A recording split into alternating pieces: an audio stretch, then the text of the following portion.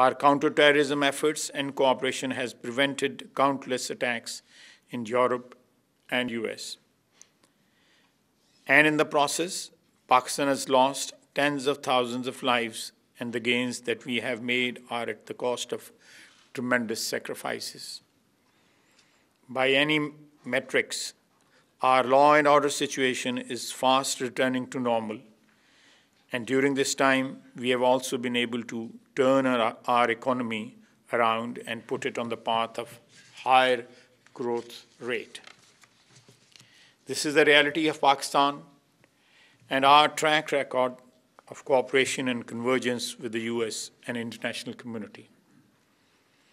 It is the negative perception and the accompanying narrative that is the real cause of perceived divergence.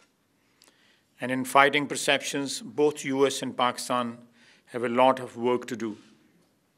Hope this fourth round of bilateral dialogue would try and address this issue.